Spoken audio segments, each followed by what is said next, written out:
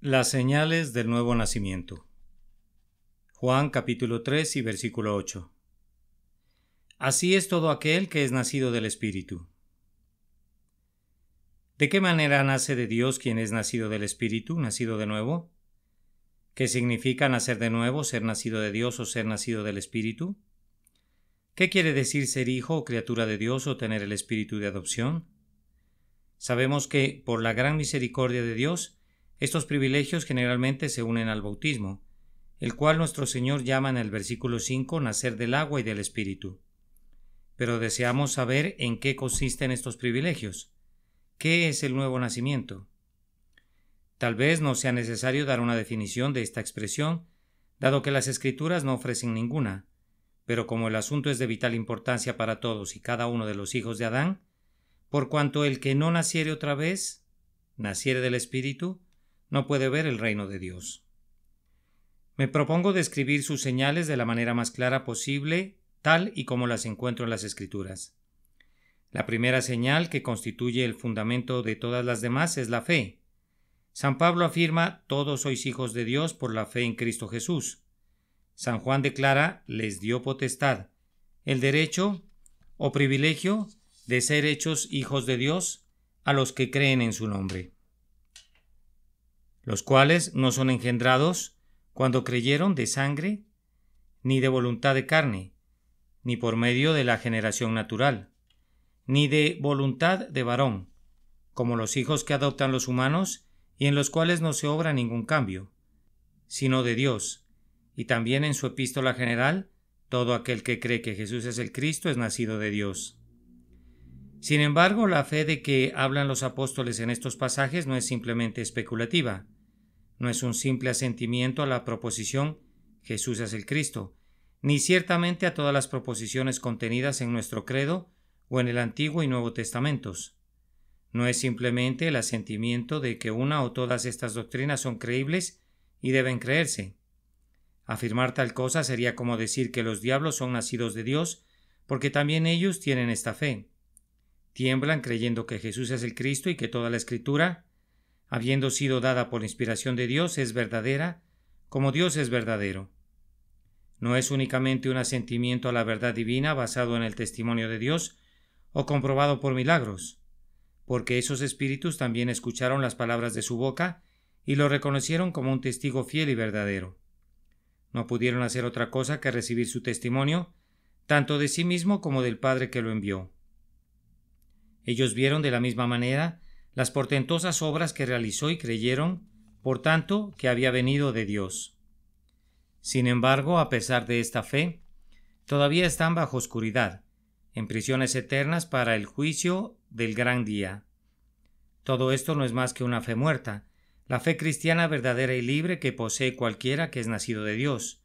No es un simple asentimiento o un acto de comprensión, sino una disposición que Dios ha obrado en el corazón, la seguridad y confianza en Dios de que, por medio de los méritos de Cristo, nuestros pecados han sido perdonados y hemos sido reconciliados con Dios. Esto implica primero que la criatura renuncia a sí misma, que con el fin de ser hallado en Cristo, ser aceptado por medio de Él completamente, rechaza la confianza en la carne, que no teniendo con qué pagar, sin confiar en sus obras ni en la justicia de ninguna clase, vino a Dios como un perdido miserable que se ha destruido y condenado a sí mismo, desamparado, un pecador sin esperanza, cuya boca se ha cerrado completamente y está bajo el juicio de Dios. Ese sentido de pecado, llamado generalmente desesperación, por quienes hablan mal de lo que no saben, junto con una convicción que no se puede expresar con palabras, de que nuestra salvación viene solamente de Cristo. Ese sincero deseo de salvación debe preceder a una fe viviente, a la seguridad de que Él pagó nuestro rescate con su muerte y con su vida cumplió la ley por nosotros. Esta fe, entonces, por medio de la cual nacemos a Dios, no es únicamente una creencia en todos los artículos de nuestra fe, sino una verdadera confianza en la misericordia de Dios por medio de nuestro Señor Jesucristo. Un fruto inmediato y constante de esta fe por medio de la cual somos nacidos de Dios, un fruto que de ninguna manera podemos separar de ella, no, ni siquiera por una hora, es el poder sobre el pecado exterior de toda clase, sobre toda mala palabra y acción, porque dondequiera que se aplica la sangre de Cristo limpia las conciencias de obras muertas, y también sobre el pecado interior, porque Él purifica los corazones de todo deseo e inclinación pecaminosa. San Pablo describe detalladamente este fruto de la fe en el capítulo 6 de su epístola a los Romanos. Los que hemos muerto al pecado, ¿cómo viviremos aún en él? Nuestro viejo hombre fue crucificado juntamente con él, para que el cuerpo del pecado sea destruido a fin de que nos sirvamos más al pecado. Así también vosotros consideraos muertos al pecado, pero vivos para Dios en Cristo Jesús, Señor nuestro. No reine pues el pecado en vuestro cuerpo mortal, sino presentaos vosotros mismos a Dios como vivos de entre los muertos. Gracias a Dios que aunque erais esclavos del pecado, libertados del pecado veniste a ser siervos de la justicia. El mismo privilegio incomparable de los hijos de Dios es afirmado poderosamente por San Juan, particularmente respecto a su primera fase, el poder sobre el pecado, después de que ha exclamado, asombrado por la profundidad de las riquezas de la bondad de Dios: mirad cuál amor nos ha dado el Padre para que seamos llamados hijos de Dios. Amados, ahora somos hijos de Dios y aún no se ha manifestado lo que hemos de ser, pero sabemos que cuando Él se manifieste seremos semejantes a Él, porque le veremos tal como Él es. Añade: todo aquel que es nacido de Dios no practica el pecado, porque la simiente de Dios permanece en él, y no puede pecar porque es nacido de Dios. Pero alguien pudiera decir: muy cierto, cualquiera que es nacido de Dios no hace pecado habitualmente. ¿Habitualmente? ¿De dónde se ha tomado esa palabra? No la encuentro. No está escrita en el libro de Dios. El Señor dice muy claramente: no hace pecado, y tú añades habitualmente. ¿Quién eres tú que tratas de enmendar los oráculos de Dios, que añades a las cosas que están escritas en su libro? Cuídate, no sea que Dios traiga sobre ti las plagas que están escritas en este libro. Especialmente cuando el comentario que añades destruye el texto, de modo que, por esta artificiosa manera de engañar, la preciosa promesa se pierde completamente. Con esta manera de engañar y enredar a los seres humanos se invalida la palabra de Dios. Ten cuidado, tú que quitas significado a las palabras de este libro, porque quitándole su significado y espíritu, solo dejas lo que ciertamente se podría llamar letra muerta, no sea que Dios quite tu parte del libro de la vida. Permitamos que el apóstol interprete sus propias palabras en el contenido de su discurso. En el versículo 5 de este capítulo dice: y sabéis que Él, el Cristo, apareció para quitar nuestros pecados y no hay pecado en Él. ¿Qué inferencia se desprende de estas palabras? Todo aquel que permanece en Él no peca, todo aquel que peca no le ha visto ni le ha conocido. Antes de hacer obligatorio el cumplimiento de esta importante doctrina, hace una muy necesaria advertencia: hijitos, nadie os engañe, porque muchos procurarán hacerlo, procurarán persuadirlos de que pueden ser injustos, que pueden cometer pecado y sin embargo ser hijos de Dios. El que hace justicia es justo como Él es justo, y continúa diciendo: todo aquel que es nacido de Dios no practica el pecado, porque la simiente de Dios permanece en él y no puede pecar porque es nacido de Dios. En esto, añade el apóstol, se manifiestan los hijos de Dios y los hijos del diablo. Por medio de esta señal tan clara, cometer o no cometer pecado, se distinguen los unos de los otros. Las palabras en su capítulo 5 tienen la misma razón de ser. Sabemos que todo aquel que es nacido de Dios no practica el pecado, pues aquel que fue entregado por Dios le guarda y el maligno no le toca. Otro fruto de esta fe viva es la paz, porque siendo justificados por la fe, habiendo sido borrados todos nuestros pecados, tenemos paz para con Dios por medio de nuestro Señor Jesucristo. Ciertamente nuestro Señor, la noche anterior a su muerte, la legó Él mismo solemnemente a todos sus seguidores: la paz os dejo, a los que creen en Dios y también en mí, mi paz os doy. Yo no os la doy como el mundo la da. No se turbe vuestro corazón ni tenga miedo. Y nuevamente, estas cosas os he hablado para que en mí tengáis paz. Esta es paz que sobrepasa todo entendimiento, esa serenidad del alma que el corazón del hombre natural no puede concebir y que aún el espiritual no puede expresar. Es la paz que todos los poderes de la tierra y el infierno no pueden quitarle. La azotan olas y tormentas, pero no la pueden mover, porque está fundada sobre la roca. Guarda los corazones y las mentes de los hijos de Dios en todo tiempo y en todo lugar, ya sea que estén en gozo o en aflicción, en enfermedad o en salud, en abundancia o en pobreza, son felices en Dios. En cualquier estado en que se encuentren han aprendido a estar felices. Sí, a dar gracias a Dios por medio de nuestro Señor Jesucristo. seguros de que lo que les pasa es lo mejor, porque es la voluntad de Dios, de manera que en todas las vicisitudes de la vida su corazón está firme, confiado en Jehová. La segunda señal escrituraria de los que son nacidos de Dios es la esperanza. Pedro, dirigiéndose a los hijos de Dios expatriados de la dispersión, dice: Bendito el Dios y Padre de nuestro Señor Jesucristo, que según su grande misericordia nos hizo renacer para una esperanza viva. Una esperanza viva o viviente, dijo el apóstol, porque igualmente existe una esperanza muerta, lo mismo que una fe muerta, una esperanza que no es de Dios, sino del enemigo de Dios y de la raza humana, como resulta evidente por sus frutos, porque así como es hija del orgullo, es madre de toda mala palabra y acción, mientras que cualquiera que tiene esta esperanza viva es santo, así como aquel que le llamó es santo. Cualquiera que puede decirle sinceramente a sus hermanos en Cristo: Amados, ahora somos hijos de Dios y le veremos como Él es, se purifica a sí mismo, así como Él es puro. Esta esperanza, llamada en la epístola a los Hebreos plena certidumbre de fe y plena certeza de la esperanza, expresiones que indican mejor el significado de la palabra, pero en una forma más débil que el original, según las Escrituras, quiere decir, primero, el testimonio de nuestro espíritu o conciencia de que caminamos con sencillez y sinceridad, y en segundo lugar y principalmente el testimonio del Espíritu de Dios, dando testimonio a nuestro espíritu de que somos hijos de Dios, y si hijos, también herederos de Dios y coherederos con Cristo. Veamos cuidadosamente lo que Dios mismo nos enseña aquí respecto a este glorioso privilegio de sus hijos. ¿De quién se dice que da testimonio? No de nuestro espíritu solamente, sino de otro, del Espíritu de Dios. Él es quien da testimonio a nuestro espíritu. ¿De qué da testimonio? De que somos hijos de Dios y si hijos, también herederos. Herederos de Dios y coherederos con Cristo, si es que padecemos juntamente con Él. Si nos negamos a nosotros mismos, si diariamente tomamos nuestra cruz y con alegría sufrimos la persecución y el reproche por su causa, para que juntamente seamos glorificados. ¿En quién da este testimonio el Espíritu de Dios? En todos los que son hijos de Dios. Con este mismo argumento prueba el apóstol en los versículos anteriores que lo son, todos. Dice: los que son guiados por el Espíritu de Dios, estos son hijos de Dios. Pues no habéis recibido el espíritu de esclavitud para estar otra vez en temor, sino que habéis recibido el espíritu de adopción por el cual clamamos: Abba, Padre. De lo que se desprende: el Espíritu mismo da testimonio a nuestro espíritu de que somos hijos de Dios. Merece nuestra atención la variación que aparece en la frase en el versículo 15. Habéis recibido el espíritu de adopción por el cual clamamos: Abba, Padre.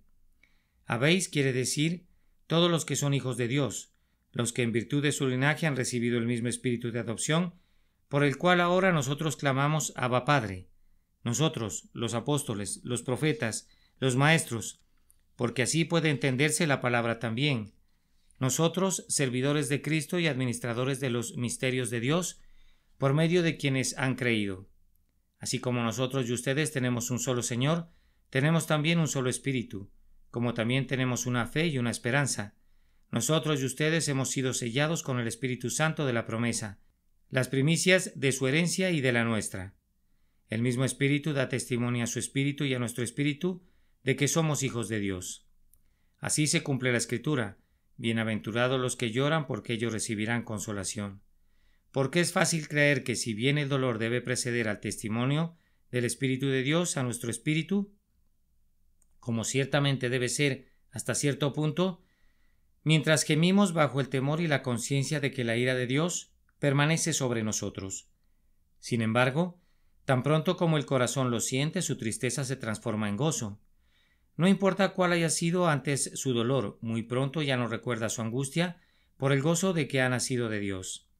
Puede ser que muchos de ustedes estén sufriendo ahora porque son extranjeros en Israel, porque están conscientes de que no tienen este espíritu, que viven sin esperanza y sin Dios en el mundo. Pero cuando el Consolador venga, se gozará vuestro corazón y nadie os quitará vuestro gozo. Entonces podrán decir: nos gloriamos en Dios por el Señor nuestro Jesucristo, por quien hemos recibido ahora la reconciliación, por quien también tenemos entrada por la fe a esta gracia, este estado de gracia, de favor o reconciliación con Dios, en la cual estamos firmes y nos gloriamos en la esperanza de la gloria de Dios. Ustedes, dice San Pedro, a quienes Dios ha hecho renacer para una esperanza viva, sois guardados por el poder de Dios mediante la fe para alcanzar la salvación. en el cual vosotros os alegráis, aunque ahora por un poco de tiempo, si es necesario, tengáis que ser afligidos en diversas pruebas, para que sometida a prueba vuestra fe sea hallada en alabanza, gloria y honra cuando sea manifestado Jesucristo. Aunque ahora no lo veáis, os alegráis con gozo inefable y glorioso, gozo inefable en verdad. El ser humano no puede describir este gozo en el Espíritu Santo. Es el maná escondido, el cual ninguno conoce sino aquel que lo recibe. Pero nosotros sabemos que éste no solo permanece, sino que sobreabunda en lo profundo de la aflicción.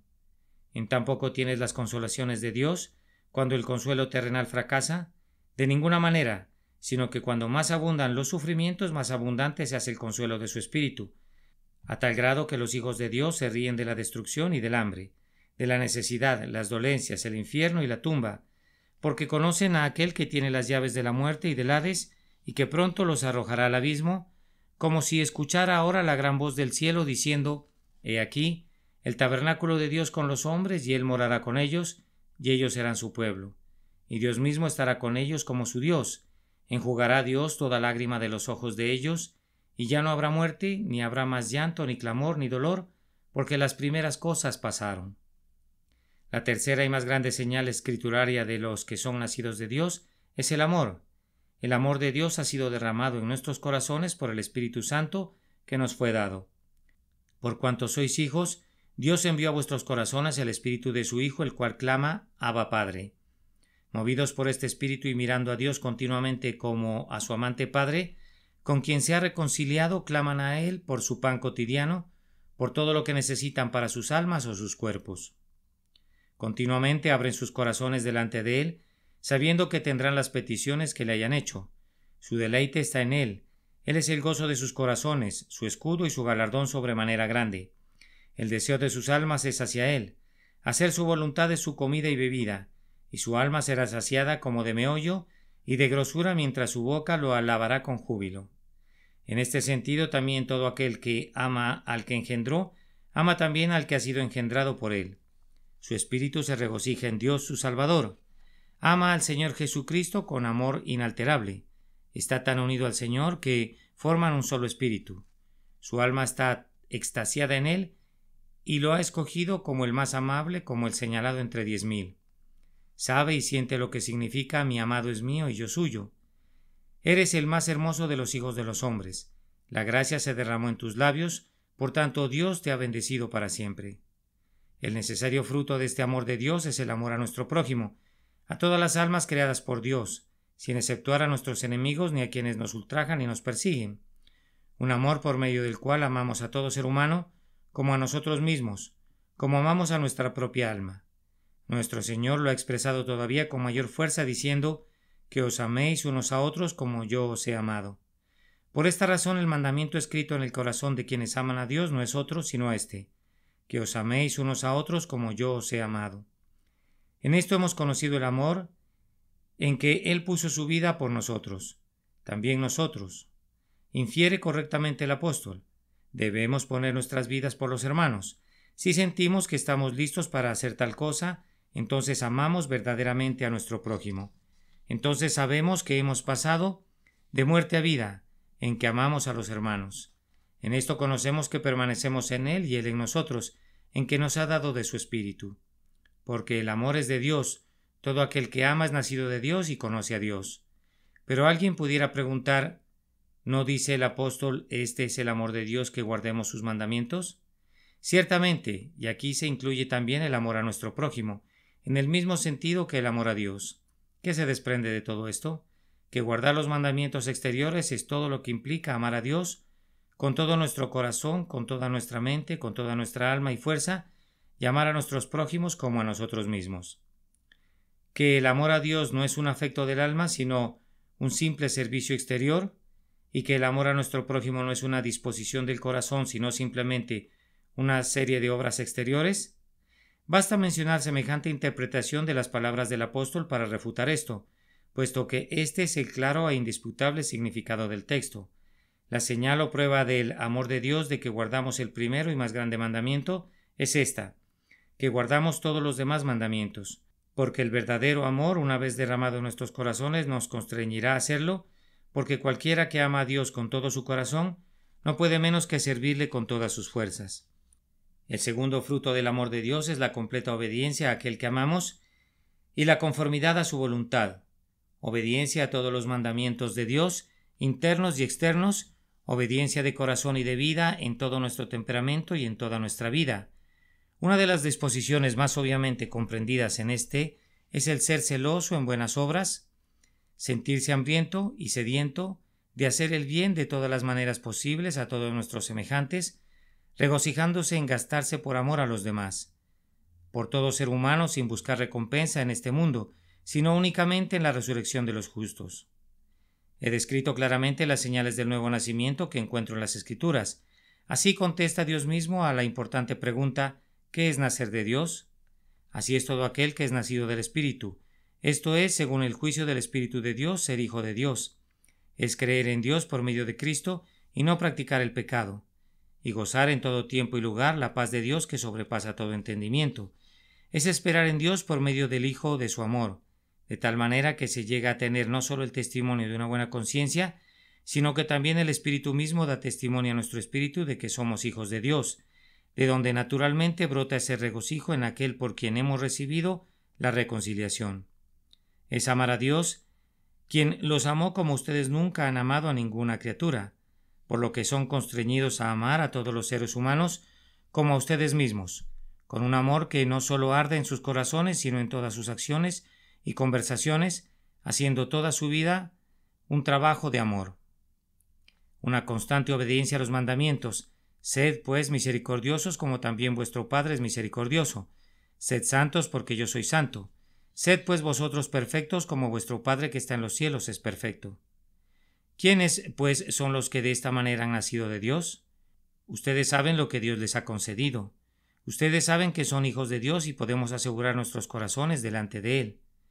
Cada uno de ustedes que ha escuchado estas palabras no puede menos que sentir y saber si en esta hora respondan a Dios y no al hombre, son hijos de Dios o no. La pregunta no es qué fueron hechos en el bautismo, sino qué son ahora. ¿Está el espíritu de adopción ahora en su corazón? Permitan que su corazón escuche el llamamiento. No les pregunto si nacieron de agua y del Espíritu, sino ¿son ahora el templo del Espíritu Santo que mora en ustedes? Concedo que han sido circuncidados en la circuncisión de Cristo, como San Pablo llama enfáticamente al bautismo. ¿Descansa el Espíritu de Cristo y de gloria ahora sobre ustedes? De otra manera, la circuncisión viene a ser incircuncisión. No digas entonces en tu corazón: yo fui bautizado una vez, por lo tanto soy hijo de Dios ahora. Tal razonamiento no tiene valor, porque ¿cuántos que han sido bautizados ahora son glotones, borrachos, mentirosos, blasfemos, pendencieros, maldicientes, corrompidos, ladrones, usurpadores? ¿Qué opinan? ¿Son estos ahora hijos de Dios? En verdad les digo, no importa quién seas, a quien convenga cualquiera de las condiciones que acabo de mencionar. Vosotros sois de vuestro padre el diablo, y los deseos de vuestro padre queréis hacer. A ustedes clamo, en el nombre de aquel a quien crucifican de nuevo, con las palabras que dirijo a sus circuncidados predecesores: serpientes, generación de víboras, ¿cómo escaparéis de la condenación del infierno? En verdad, ¿cómo? Excepto que nazcan de nuevo, porque ahora están muertos en delitos y pecados. Decir que no pueden nacer de nuevo, que no hay nuevo nacimiento sino en el bautismo, es sellarlos a todos ustedes bajo condenación, enviarlos al infierno sin ayuda y sin esperanza. Tal vez alguien pudiera pensar que esto es justo y correcto. En su celo por el Señor de los ejércitos pueden decir: ve, destruye a los pecadores de Amalek, destruye por completo a estos gabaonitas. No merecen otra cosa. No, ni yo ni ustedes. Lo que ustedes y yo merecemos es lo mismo que ellos merecieron, el infierno. Solo por la misericordia gratuita e inmerecida es por lo que nosotros no estamos ahora en el fuego que nunca se apaga. Ustedes dirán: estamos lavados, hemos nacido de agua y del Espíritu. También lo estaban ellos y por consiguiente esto no evita que ahora sean como ellos. ¿No saben que lo que los hombres tienen por sublime delante de Dios es abominación? Vengan pues los santos del mundo, los honrados por las gentes, y veamos quién entre ustedes arroja la primera piedra a estos miserables, indignos de vivir en la tierra, las prostitutas, los adúlteros, los asesinos. Aprendan antes lo que quiere decir: aquel que aborrece a su hermano es homicida. Cualquiera que mira a una mujer para codiciarla ya adulteró con ella en su corazón. Oh almas adúlteras, ¿no sabéis que la amistad del mundo es enemistad contra Dios?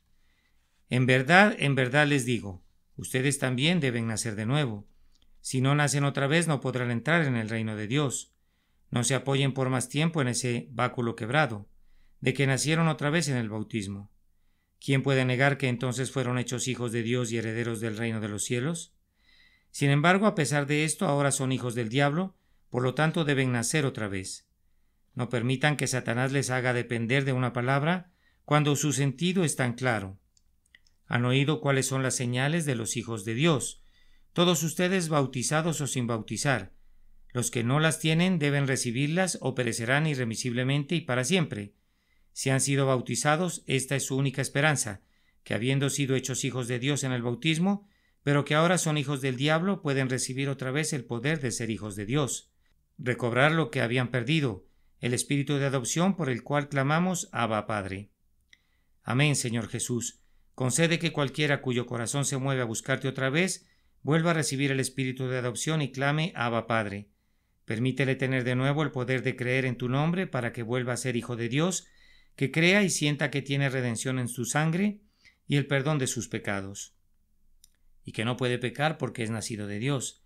Permítele ahora renacer para su esperanza viva, para que se purifique como tú eres puro, y por ser hijo, permite que el espíritu de amor y gloria descanse sobre él, limpiándolo de toda contaminación de carne y de espíritu, enseñándole a perfeccionar la santidad en el temor de Dios. Amén. Las señales del nuevo nacimiento. Juan capítulo 3 y versículo 8. Así es todo aquel que es nacido del Espíritu.